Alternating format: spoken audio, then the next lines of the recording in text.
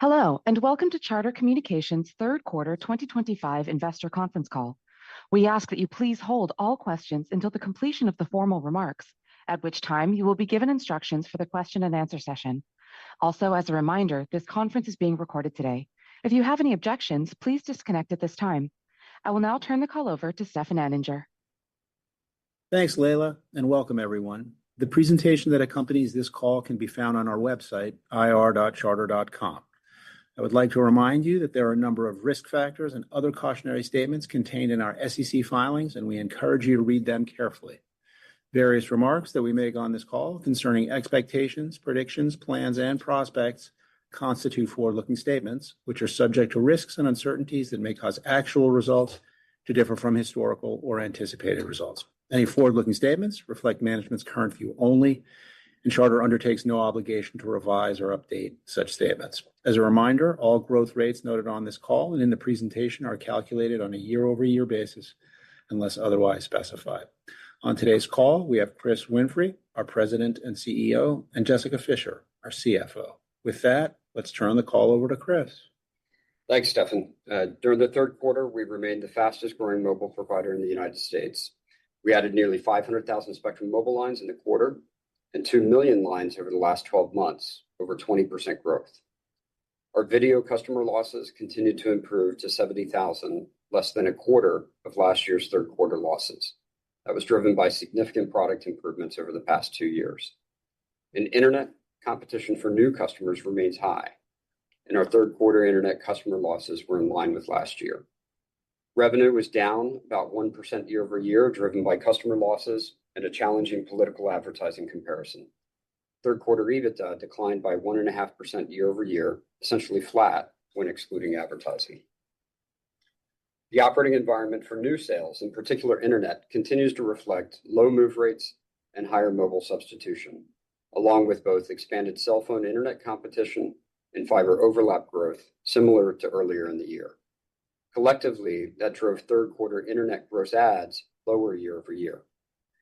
Churn improved year over year, as to be expected given last year's ACP-related impacts, and internet churn, including non-paid churn, remains at historically low levels.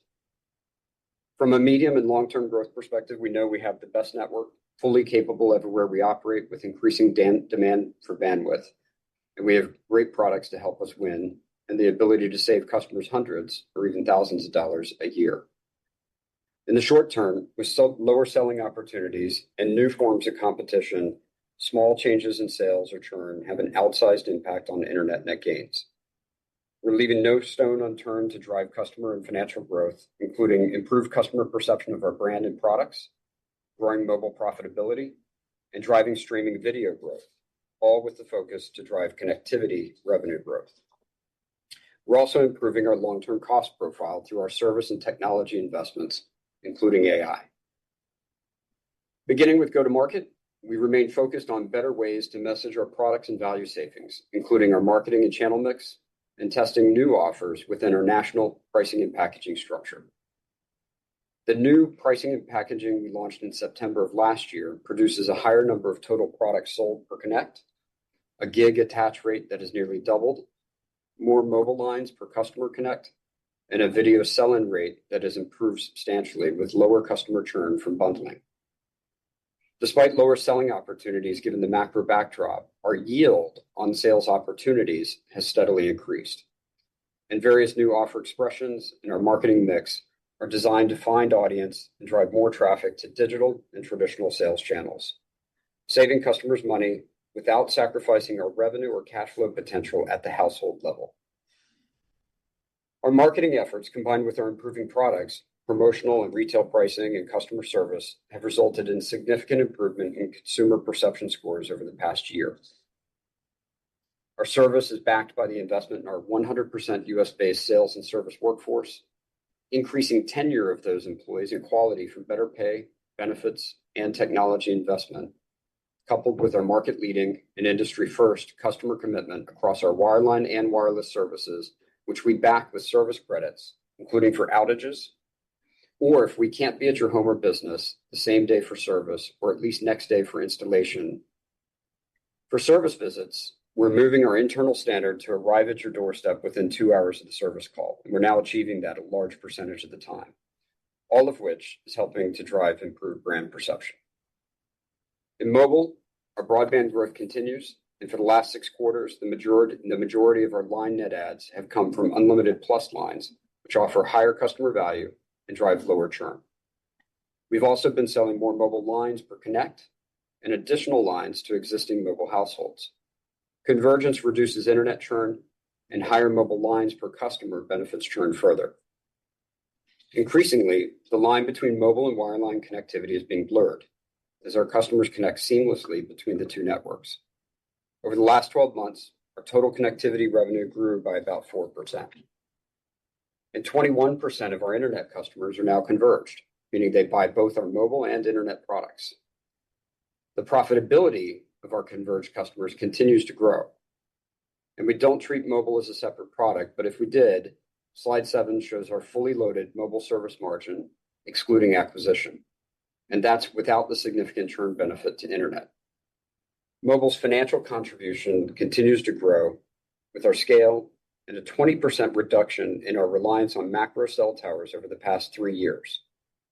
We are growing offload to faster networks driven by the development of our Spectrum Mobile network with seamless authentication to nearly 50 million small cell towers through our advanced Wi-Fi, CBRS deployment, and partner cable networks. With 88% of Spectrum Mobile device traffic now on our own network, the cable operators deliver more facilities-based traffic than the traditional mobile carriers. Wi-Fi is essentially the backbone for all cellular traffic, and 5G macro cell towers are really our backup radios with lower speed and higher latency. We continue to evolve our fiber-powered wireline network to deliver internet service that offers more throughput, even less latency, and greater reliability, all at a great value. Our network evolution initiative remains on track to deliver symmetrical and multi-gig speeds across our entire footprint, with convergence everywhere we operate. In early 2026, we'll launch our Advanced Wi-Fi Complete product, a tri-band Advanced Wi-Fi 7 router that integrates 5G cellular and battery backup to keep customers seamlessly and fully connected during a service disruption or a power outage. We've also announced new B2B partnerships that allow secure auto connection to the Spectrum Mobile network, starting with Amazon and Nexar. And we're exploring a wide range of B2B applications using the network assets highlighted on slide 4, including lower cost and higher performance data transport, authentication services, and other consumer-friendly uses of our capabilities. Our video product also continues to evolve and improve. Earlier this month, we announced the launch of our Spectrum App Store, a digital marketplace where Spectrum customers can discover, activate, manage, and upgrade the apps included with their Spectrum TV video plans. And non-video customers can purchase DTC video apps a la carte. The store is accessible on My Spectrum app and on our website, spectrum.net. It's an important additional step in our effort to bring back utility and value to customers in the video ecosystem, really for the benefit of our connectivity services. With the combination of over $125 of included video app value in our video product, unified search and discovery in Xumo, and our digital marketplace, we're now more fully marketing our seamless entertainment packaging. Slide 9 shows our video customers are increasingly streaming customers through the award-winning Spectrum TV app and now included programmer streaming apps. Also, earlier this month, we announced that we're partnering with Apple to record and distribute a selection of immersive live Laker games starting in January. And that'll go to Spectrum Internet and video customers in LA, Nevada, and Hawaii using the Spectrum Sportsnet immersive app on the Apple Vision Pro. The same will be distributed nationally the next day throughout our footprint and on the NBA immersive app. The experience is amazing, and you can see how immersive content will apply across next-generation devices in the future. And keep in mind that these immersive video streams filmed in 16K require consistent throughput of 150 megabits per second to the home, even when distributed in 8K for the Apple Vision Pro. Our fiber-powered bandwidth-rich network is ideally suited to deliver these kinds of immersive experiences, which require significant throughput and benefit from lower latency. So we continue to believe a high-quality video product with value and utility to customers and the development of these bandwidth-rich products can be yet another competitive advantage for our seamless connectivity products. Video also remains a significant driver of lower customer churn, and it can help drive acquisition. And the partnerships we're recreating with programmers and the leagues create benefits for all of us as we, for example, address the problem of where's my game? Most of what I've discussed this morning really relates to our products and how they'll help drive customer demand and revenue growth. But we're also deploying new technologies which will transform the quality and economics of our $8 billion annual cost to serve. For years, we've meaningfully improved the quality of our service while reducing service calls and truck rolls, often at a double-digit rate annually. We've reinvested those savings into frontline employee wages and benefits, as well as technology and tools to enhance the quality of our service interactions with customers, both of which have meaningfully improved service employee tenure and career progression. Just a few of the currently deployed tools that we have include machine learning and AI for our network and in-home telemetry to identify and address service issues before they ever occur. Even more so with the deployment of signal and power transponders, which will occur as part of our network evolution initiative. Another example is our unified front end for agents with real-time call transcription, feeding our AI models for what we call next best action presentment to the agent based on hundreds of real-time and historical metrics. That front end also integrates our Spectrum GPT capabilities for the agent, which will move from current text to conversational prompting. Our AI-based customer sentiment measurement includes supervisor tools to flag real-time agent support and subsequent agent-specific training modules. Our service calls also now have AI call summarization presented on call transfers or subsequent calls, and for field techs on job arrival. We're also integrating network telemetry, and AI will prompt next best action and coaching for the field of maintenance techs as well.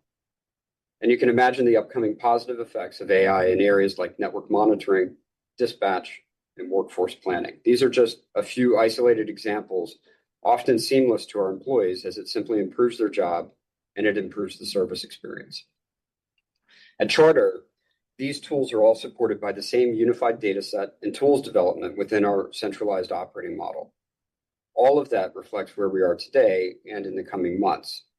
But just over the past few months, we've seen rapid investments in agentic AI technology, such that we're focusing our efforts with a few key partners going into 2026 to integrate our existing capabilities into a more agentic service. The recent advancements most relevant to us include short and long-term memory, handling multiple customer issues and prioritization, multimodal and multi-channel service, including our internal service channels, and over time, the customer's chosen interface. And the goal is first to have a better customer experience at every implementation, and then to significantly lower operating costs with even higher tenured service employees because the quality of the job is enhanced. All a virtuous cycle to lower service transactions and cost and improve customer satisfaction, churn, and customer growth. The prospect for agentic AI tools for our back office employees and software developers has also rapidly increased, and those will be separate work streams within the company. The benefit's still probably 12 to 18 months away, but we believe the impact can be real and material, and we'll plan on updating progress on future calls. So the current operating environment is driving us every day to perform better, and we are, whether it's continued improvement in our network and product capabilities, adapting our marketing strategy to find audience and drive traffic in a temporarily challenging macro and competitive environment, or improving execution of our customer service commitments through all the efforts I mentioned. We're becoming a better operator every day. And consumers are noticing, as evidenced by our improving brand perception. All of that effort is in support of our core strategy of offering the best products, including seamless connectivity and seamless entertainment, the most value, with unmatched service. And ultimately, those efforts and our differentiated network will drive perpetuity free cash flow growth, which remains our focus for shareholder value creation. Now I'll pass it over to Jessica. Thanks, Chris. Let's please turn to our customer results on slide 11. Including residential and small business, we lost 109,000 internet customers in the third quarter. in line with last year's results, but lower when adjusted to remove last year's impact from ACP-related disconnects. In mobile, we added 493,000 lines, with higher gross additions year over year, offset by disconnects on a larger base. Video customers declined by 70,000 versus a loss of 294,000 in 3Q of 24, with the improvement primarily driven by better connects year over year, resulting from the new pricing and packaging we launched last fall and the various product improvements that Chris covered, and lower churn year over year, driven in part by our programmer app inclusion packaging. Wireline voice customers declined by 200,000. In rural, we continue to see accelerating customer relationship growth. We generated 52,000 net customer additions in our subsidized rural footprint in the quarter. And in the third quarter, we grew our subsidized rural passings by 124,000 and by over 453,000 over the last 12 months. We continue to expect subsidized rural passings growth of approximately 450,000 in 2025, in addition to continued non-rural construction and fill-in activity. The BEAD bidding process is largely complete. We bid in 20 different states and were awarded subsidies associated with approximately 84,000 passings. In total, we expect to spend approximately $230 million of our own capital, net of subsidies, to build out those passings over the next several years. Moving to third quarter revenue results on slide 12. Over the last year, residential customers declined by 2.1%. And while residential revenue per customer relationship grew by 1% year over year, given promotional rate step-ups, rate adjustments, and the growth of Spectrum mobile lines. Those factors were partly offset by a higher mix of non-video customers, growth of low-priced video packages within our base, and $106 million of costs allocated to programmer streaming apps and netted within video revenue versus $25 million in the prior year period. That allocation should grow over time as more customers authenticate into our streaming application offers, but is neutral to EBITDA. As slide 12 shows, in total, residential revenue declined by 1.1% and by 0.4% when excluding costs allocated to streaming apps and netted within video revenue in both periods. Turning to commercial revenue, total commercial grew by 0.9% year over year, with mid-market and large business revenue growth of 3.6%. And when excluding all wholesale revenue, mid-market and large business revenue grew by 4%. Small business revenue declined by 0.9%, reflecting a decline in small business customers, with revenue per customer remaining essentially flat year over year. Third quarter advertising revenue declined by 21%, including the impact of less political. Excluding political, advertising revenue decreased by 0.5%, with national and local advertising market challenges partly offset by our higher advanced advertising and better inventory selling capabilities. Other revenue grew by 10.7%, primarily driven by higher mobile device sales. In total, consolidated third quarter revenue was down 0.9% year over year and grew 0.4% when excluding advertising revenue and costs allocated to streaming apps and netted within video revenue in both periods. Moving to operating expenses and adjusted EBITDA on slide 13. In the third quarter, total operating expenses decreased by 0.5% year over year. Programming costs declined by 6.5% due to a 3.5% decline in video customers year over year, a higher mix of lighter video packages, and $106 million in costs allocated to programmer streaming apps and netted within video revenue, partly offset by higher programming rates.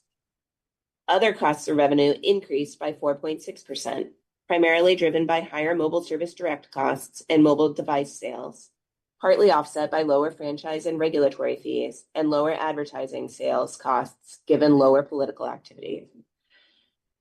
Cost to service customers, which combines field and technology operations and customer operations, decreased 0.7% year over year, primarily due to lower bad debt expense and labor costs, partly offset by higher network utility costs.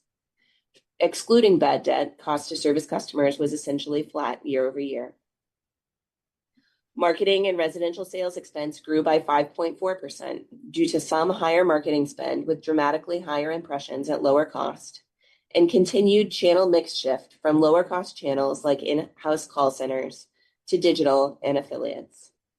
Finally, other expense increased by 0.7%.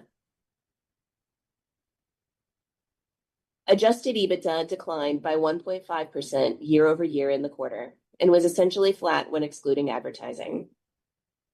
We expect 2025 full-year EBITDA growth to be flat or marginally positive year over year, with higher underlying growth absent the impact of political advertising. And EBITDA growth in the fourth quarter will be pressured by at least as much as it was in the third quarter, given last year's political advertising strength and the same macro pressures we saw in the third quarter. Turning to net income, we generated $1.1 billion of net income attributable to Charter shareholders in the third quarter, compared to $1.3 billion last year. Given this quarter's lower adjusted EBITDA and higher other operating expenses, driven by merger and acquisition costs related to the pending Cox transaction and severance costs. Turning to slide 14, capital expenditures totaled a bit less than $3.1 billion in the third quarter, nearly $500 million higher than last year's third quarter due to CPE spend timing and higher network evolution spend. We continue to expect total 2025 capital expenditures to reach approximately $11.5 billion, lower than our original outlook of $12 billion, primarily as the result of some network evolution capital pushed into 2026. Despite that push, our goal is to ensure that 2025 is the peak capital year, even if by a small margin. And aside from the network evolution timing variance, our previous commentary on capital outlook on a standalone basis remains the same. Further, even including the impact of the Cox transaction and associated integration capital, we expect total combined company capital expenditures to decline in the first full calendar year post-close. All of those statements are inclusive of the BEAD spending I mentioned earlier. Turning to free cash flow on slide 15, third quarter free cash flow totaled $1.6 billion, in line with prior year, given higher CapEx, offset by lower cash taxes, and a more favorable change in cable working capital tied to CPE spend, some of which will reverse in 4Q. And we expect full-year change in cable working capital to be modestly positive. Turning to quarterly and full-year 2025 cash taxes, third quarter cash taxes totaled $53 million, and we expect full-year cash tax payments to total approximately $1 billion. We finished the third quarter with $95 billion in debt principal. Our weighted average cost of debt remains at an attractive 5.2%, and our current run rate annualized cash interest is $4.9 billion. During the quarter, we repurchased 7.6 million Charter shares and Charter Holdings common units, totaling $2.2 billion at an average price of $292 per share.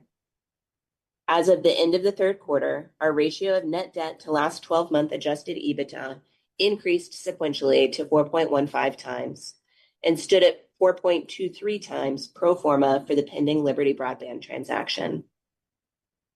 As I've noted before, during the pendency of the Cox deal, we plan to be at or slightly under 4.25 times leverage, pro forma for the Liberty transaction. Post-close, however, we will move our long-term target leverage to 3.5 to 4 times, and we would expect to delever to the middle of that range within 2 to 3 years following close. Before moving to Q&A, I wanted to remind everyone that as our capital spending peaks this year and as we begin to benefit from President Trump's new tax legislation, we are poised for rapid free cash flow and free cash flow per share growth over the next several years. Slide 16 lays that phenomenon out very clearly. And with the additional upside potential from future EBITDA growth, a declining standalone share count, and the powerful economic and strategic benefits of our Cox transaction, the pro forma entity will generate higher free cash flow per share in spite of delevering, which will reduce our cost of capital. And as Chris mentioned, sustainable free cash flow is our key focus metric for delivering shareholder value. With that, I'll turn it over to the operator for Q&A. Thank you. At this time, if you would like to ask a question, please click on the raise hand button, which can be found on the black bar at the bottom of your screen. When it is your turn, you will receive a message on your screen from the host allowing you to talk, and then you will hear your name called. Please accept, unmute your audio, and ask your question. As a reminder, we are allowing analysts to ask one question today. We will wait one moment to allow the queue to form. Our first question will come from Craig Moffett with MoffettNathanson. Please unmute and ask your question.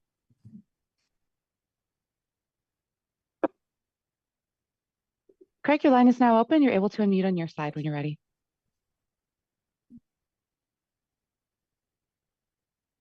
Sorry about that. Good morning. Chris, I wonder if you could just sort of help us think about where broadband is getting better, so that we can sort of get our minds around your arguments that things are going to improve on the broadband side. Is it in areas where you've completed your high splits? Can you share some data that suggests that your market share or market retention is improving? You talked about voluntary versus involuntary churn last quarter, and your voluntary churn metrics being best ever. I wonder if you could just sort of help us sort of frame why we should be optimistic about improving results. Sure.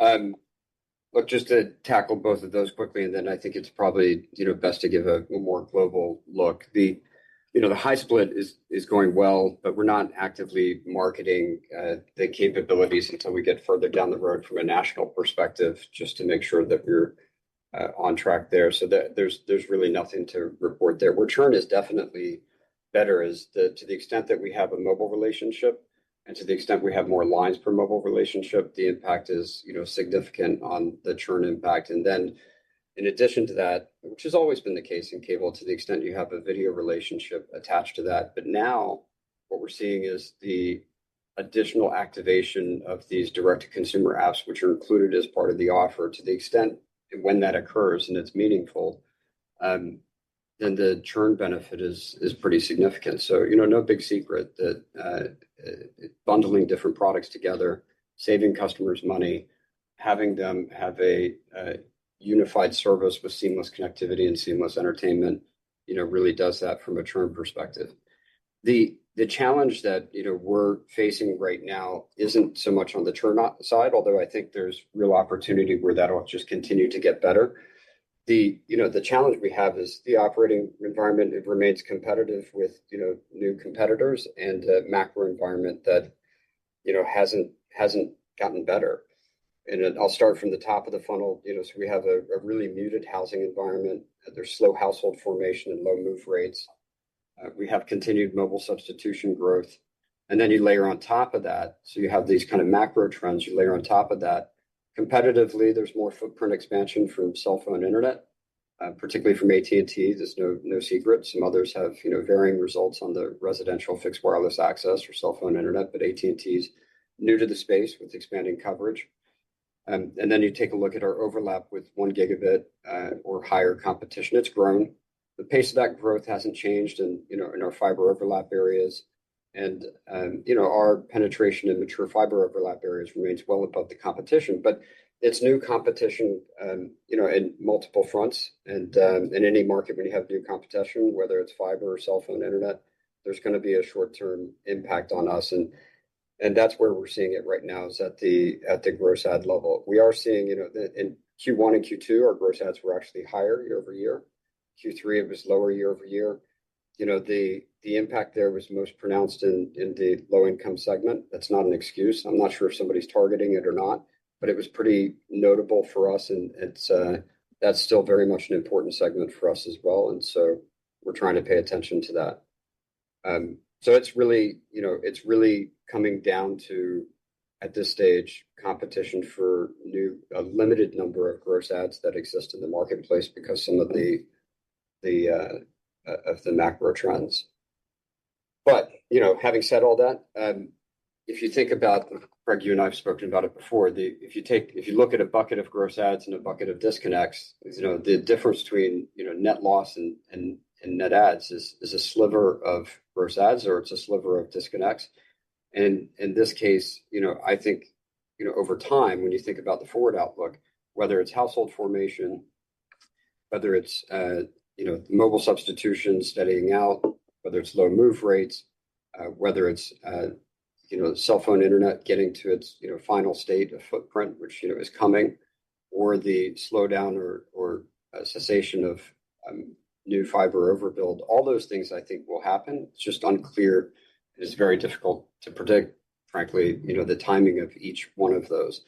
But I don't think it takes all of them. So it takes a couple of those, one or a couple of those, and you'd have an outsized impact on our ability to grow. In the meantime, we're not standing still. You can hear it. There's a determination on our side, and marketing, offer expressions, better use of mobile and video. But I think through our own efforts, both short-term and long-term, as well as a couple of those external and macro variables changing, it would make all the difference. And, we'll grow internet customers again. I think in the meantime, when we take a look, is there a silver lining? The silver lining is that this environment, it is pushing us to be a better operator. And I think when we come out the back end with macro or competitive slowdown, which will occur, we'll end up being a better operator with a better brand perception and probably a better cost structure along the way as well. Thank you. Thanks, Greg. Layla, we'll take our next question, please. Your next question will come from Ben Swinburne with Morgan Stanley. Good morning. Can you hear me okay? Yeah. Great. Two questions. Jessica, I think back in September, you had suggested that the fourth quarter EBITDA decline would be maybe less significant than the third quarter. You can correct me if I got that wrong. It sounds like you're signaling that it'll be bigger in Q4 than Q3. I'm just wondering if you could talk a little bit what's changed in the business and if the layoffs are having a positive or negative, maybe there's a charge in their impact in the fourth quarter. And then, Chris, I hesitate to ask you about your competition since it's not you, it's them. But this has been an interesting week. Comcast announced that they're not planning a rate increase, normal course on broadband. Verizon talked about the fact that they had leaned too much on price increases. I know Charter's always been, going back to Tom's leadership, more cautious, I guess, for lack of a better term, on pricing. But I'm just wondering if when you hear that, does it change your outlook? And do you have to think differently about your ability to grow broadband revenues, convergence revenues, just given what you're hearing from two of the companies, one of which is a major competitor in the marketplace? Thank you. Got it. So Ben, on the EBITDA side, as we often do, we explored some new offers inside of the third quarter. And a few of those offers impacted ARPU a bit more than we had anticipated without driving the additional sales that we expected. We're pulling them from the market as of the beginning of November, but they're putting a bit of pressure on our ARPU growth in 4Q, which combined with some sales channel mixed pressure and marketing and resi sales will put us in that place where you did hear it correctly that I think they were a little more pressured in Q4 than we had anticipated that we would be when I spoke about it a few months ago. Then Ben, on rate increase, look, I'd take a step back. Clearly, we've seen, to your point, everything that's been said in the past week or so. But our ARPU today in our promotional pricing and retail pricing, when you take a look at the spectrum pricing and packaging that we rolled out last year, our ARPU and our pricing is low today versus our peers and competitor. And, we're because of that, we've always had, as you pointed out, probably a little more headroom than others. And given this macro environment, we're not in a position to not pass through cost increases as they occur. That's particularly the case with video. And, I wish that were different, but, that's the economic reality. And I think you should expect us to do that. And because of discipline in the past, we're probably in a different spot. I would also, say, remember that because of the spectrum pricing packaging that we rolled out last year and other migrations that we've done before, because of the transaction activity over the past year, we've successfully migrated much of our base to spectrum pricing and packaging, and you haven't seen in our results, other than this separate offer that Jessica mentioned, you haven't seen a big ARPU impact of that migration to lower promotional and lower retail pricing over the past year, because we've managed it through putting more value into the package, and that's the case. And so that migration at a product level and ARPU has been invisible externally. That migration has occurred not just through acquisition, but as customers see these offers in the marketplace, there's a proactive migration that they initiate that also occurs through retention and through loyalty offers that we've migrated a big portion of our existing base over, as well as reactive migrations I mentioned inside of retention. And so we've been able to manage ARPU in a way that continues to create value for customers, so lowering their overall product price, but keeping the household contribution the same, particularly at a margin level. So, to wrap it up, I think we're in a slightly different situation, and I don't think that that's where we're at today because of what we've done over the past couple of years. Makes sense. Thanks so much. Yep. Thanks, Ben. Layla, we'll take our next question, please.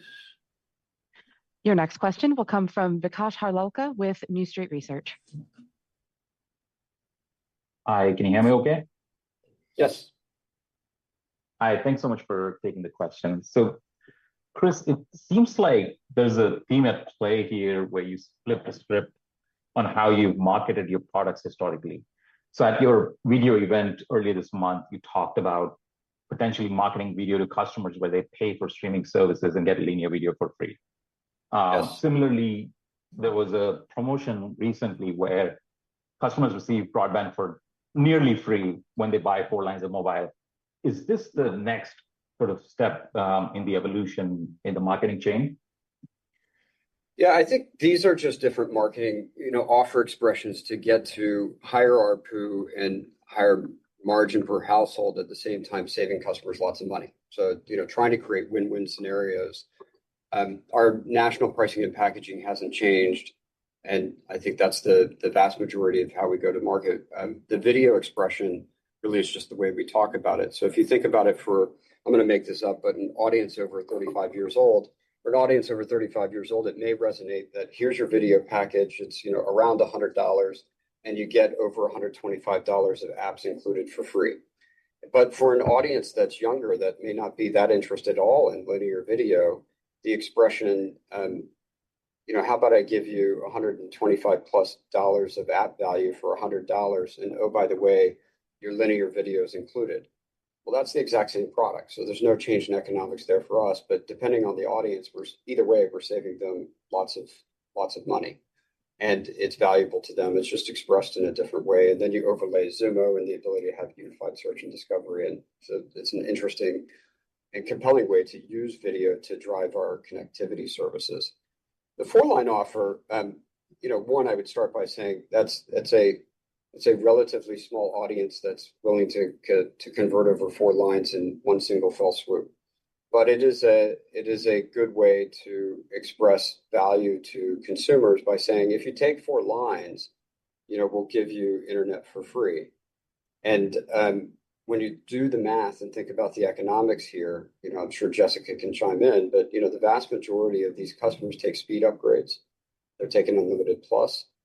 Our ARPU at sell-in and over time, and our margin over time is higher than any other traditional sale. And so, you can move dollars around. That's the benefit of having multiple products to sell and creating offer expressions that create a really winning situation for different pockets of audience in the marketplace.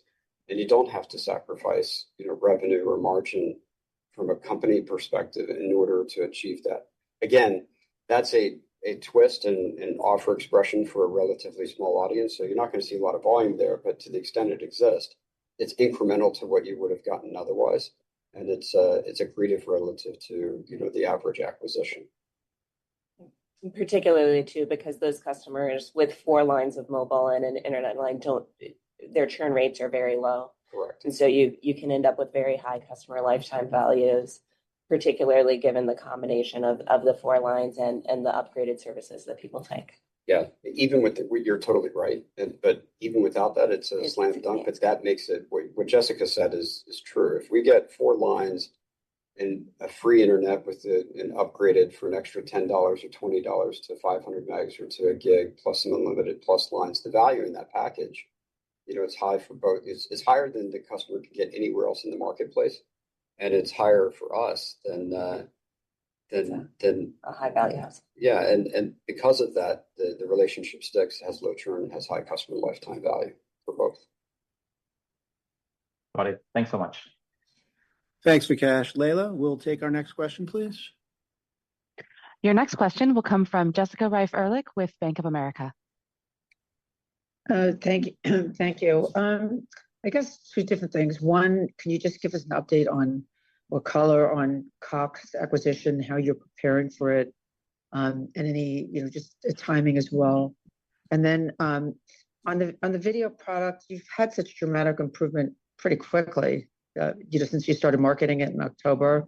Can you give it any detail or color on that in terms of conversion of broadband only subs, what you're seeing in terms of retention, how many subs are really engaging with this? I mean, obviously it's working. Yes. So on Cox, there's no real new news there. From a timeline perspective, everything we've said in the past remains the same. I don't want to step on my own feet here and say it differently, but I think it was mid next year is what we had said, and so that's still the case. Our focus right now from a Cox perspective is a fewfold, but first and foremost is to work with the regulators at the federal and state level, make sure that we're in a position to answer all their questions properly, make sure they understand the value that exists here for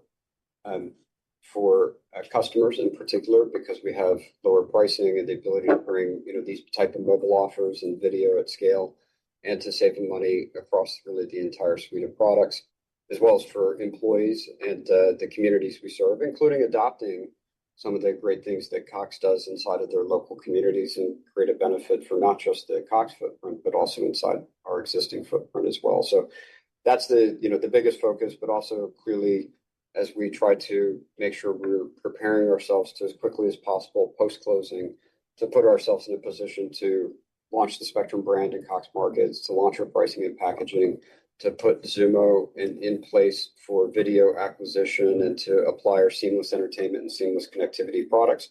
There's a lot of work in preparation for us to do that. We can't do anything in the meantime until we close, but we can do a lot of thinking, we do a lot of preparation and trying to get ready for that. And so, the team's busy on that front as well. On video, it's going to sound like, apple pie, but our sales are up, churn is down on video relative to prior periods. And the activation of the apps has really accelerated. It had been growing pretty steadily, but that was absent us really doing anything to advertise or drive it, because we wanted to make sure that the service experience for activation and it was there in a unified way, that upgrades could work the way that it should with the incremental cost to the customer. And so it had gotten pretty significant. And then when clearly we had the launch of the new ESPN app, Fox One, as well as Hulu now included for free, and then just in the past few weeks the launch of the Spectrum app and digital marketplace, there was an accelerated pickup, even in the recent weeks. The benefit from that is what we can clearly see now is when you segment customers based on their tenure with the company, the number of activations of these direct-to-consumer apps that they have, whether that customer is 0 to 6 months tenure, 6 to 12, 12 to 24, 24 and beyond, in each of that A/B testing of whether they activated the apps or not, and how many apps did they activate, the churn reduction is significant. There's clearly a lot of self-fulfilling prophecy that's inside there. Those that activate tend to like us more, I would argue. But it's pretty compelling. And so we're excited about what we're seeing on that front. It's been a lot of work. It's not perfect yet.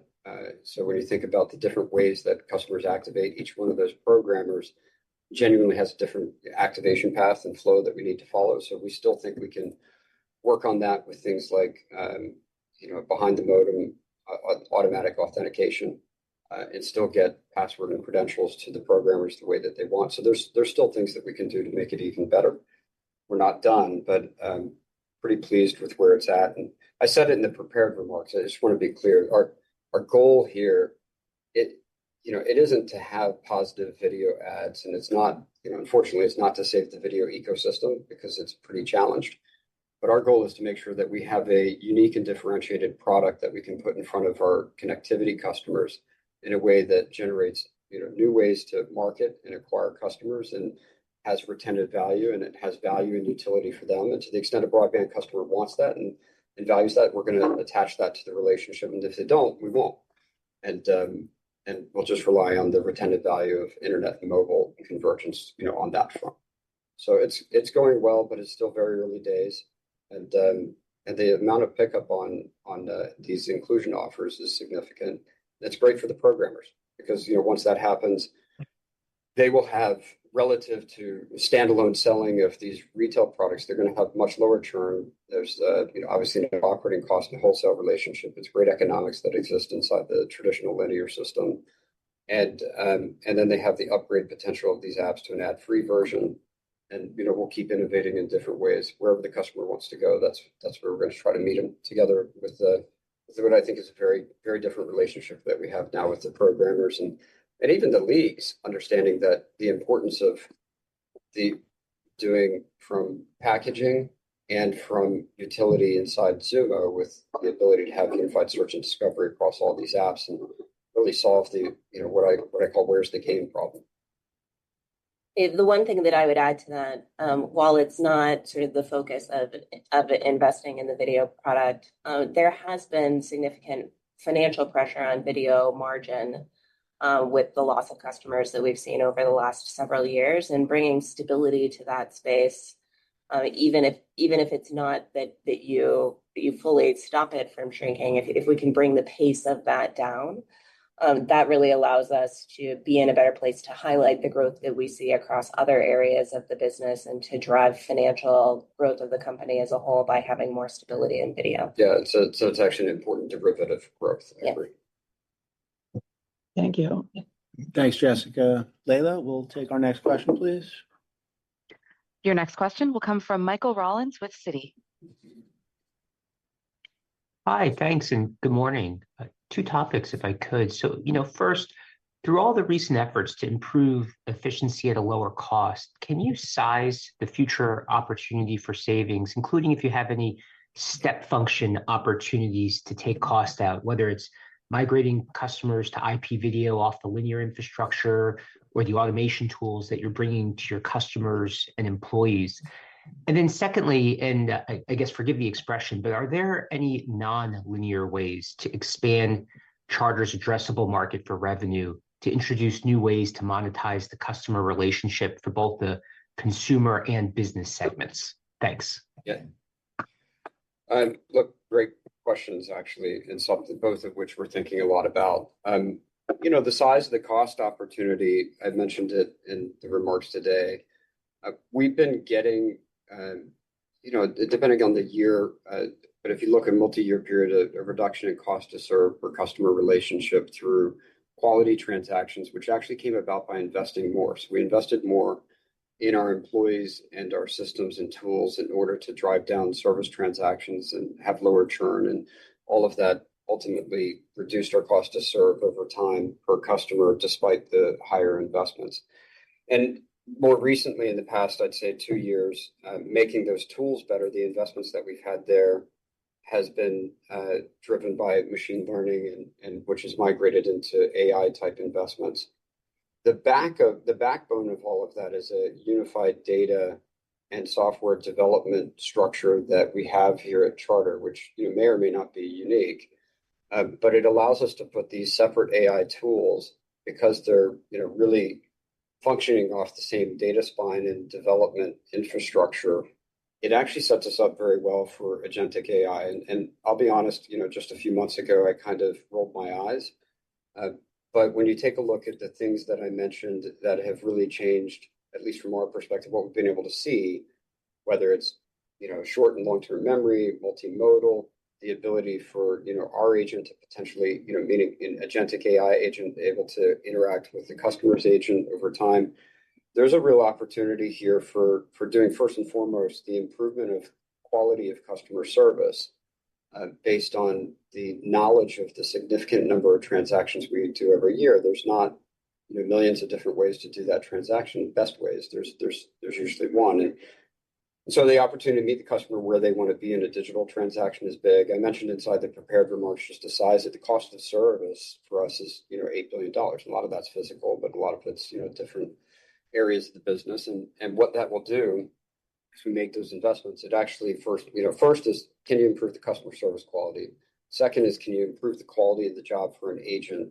And when you do those things, you make it better for the customer, but the agent's more satisfied too, which means that you have a happier employee who develops more tenure with the company, which is actually better for the customer. You get this virtuous cycle, which end up, the back end, you can dramatically lower your cost in environments that, have naturally, higher attrition to begin with. And so I think that the size of that, the total of it today, you can see it in our P&Ls, $8 billion. And so I think there's, we don't know yet the exact size, but I think it could be significant, and we're leaning into that pretty heavily. The nonlinear ways, we've been of growing revenue, of developing new products. For the past few quarters, we've included a slide. I don't know if it's slide 4. We can take a look, but whether that's right or not, there's a slide in there that shows the extent of our assets. And part of that slide is meant to demonstrate that we have facilities and we have connectivity capabilities that I think are genuinely of interest to a much broader array of B2B partners, and could also create additional, even residential products for us over time. But I mentioned, we have recently signed up with Amazon to do data offloading, saves them money, it has better connectivity. We've done the same thing with Nexar, which you'll find in different car rideshare services as video cameras, so for offload. But you could think about, what could we bring to the EV community in terms of offload and the amount of bandwidth that comes into a garage every single night, and save those providers money, which actually ends up saving customers money. You could think about our location-based services behind the modem, or with our seamless connectivity abroad in terms of financial transactions and managing cybersecurity risk in a low latency environment, in ways that you could monetize that facilitates transactions for a B2B provider, but also makes the network safer for financial fraud for our end user customers in a way that could be relatively unique. So, and then, move on, you'll see, on that page, there's, 1,000 hubs and localized data centers. These are not hyperscaler data centers. They're generally much smaller. They have a little bit less, a lot less power.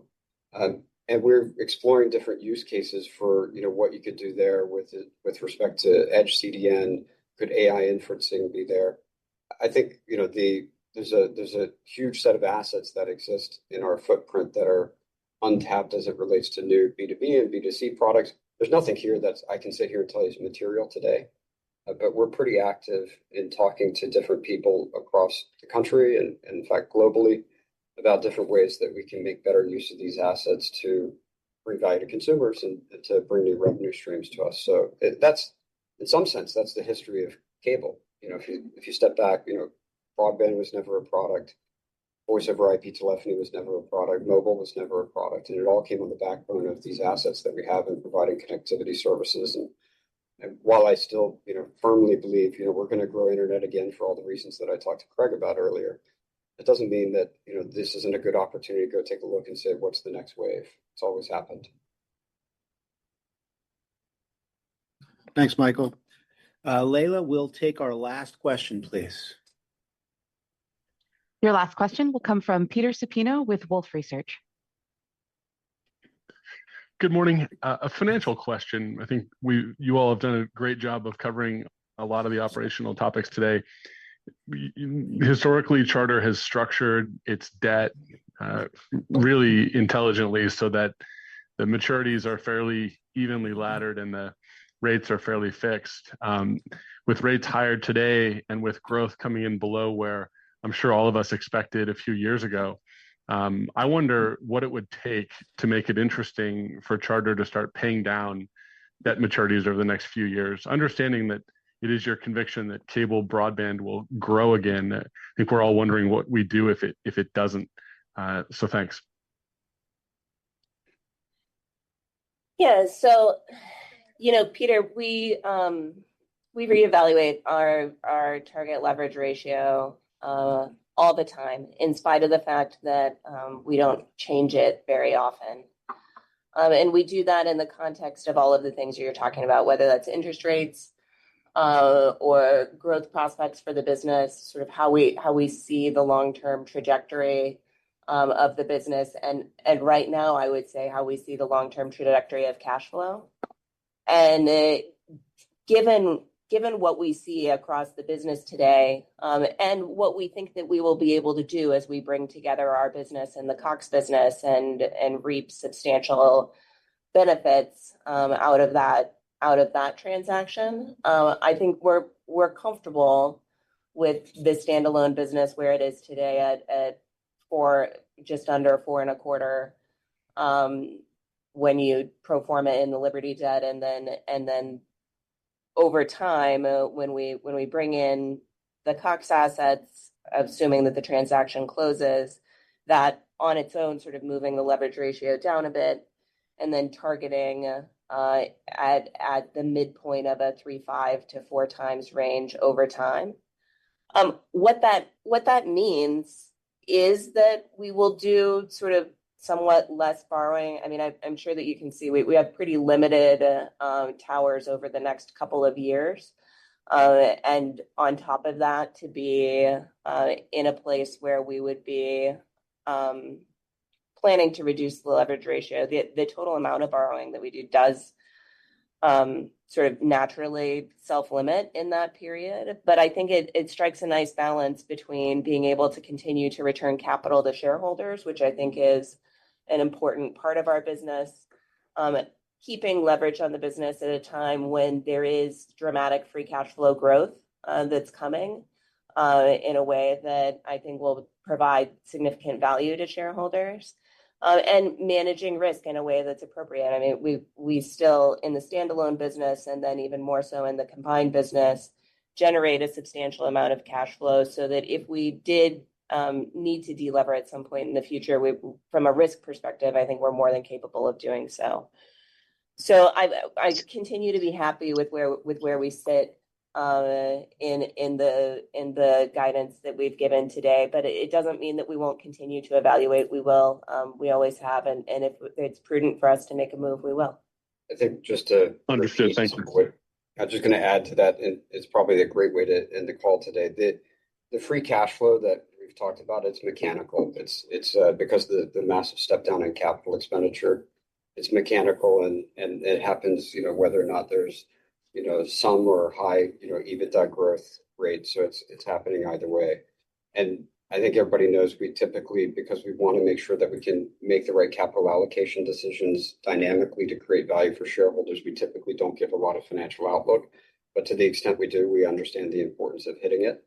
That includes, CapEx. That includes a commitment to, EBITDA growth and free cash flow. And particularly free cash flow. And so that means that you can delever fast if you needed to or wanted to at any time. And so, anyway, it's like very repetitive what Jessica just said, but I felt like I wanted to add that in. Yeah, but it's probably important to say, look, we continue to have confidence in the business and in our ability to create the free cash flow growth that we've talked about for shareholders, and in the ability in the medium and long term for the broadband asset to deliver the kind of connectivity that people will need to run the products that'll come to the marketplace. And so with that confidence, I think we continue to be in a place where we believe that we can continue to create good value for shareholders going forward. Thanks, Peter. So much. Thanks. Layla, that ends our call. I'll turn it back to you. Thank you everyone for joining today. The call has concluded and you may now disconnect.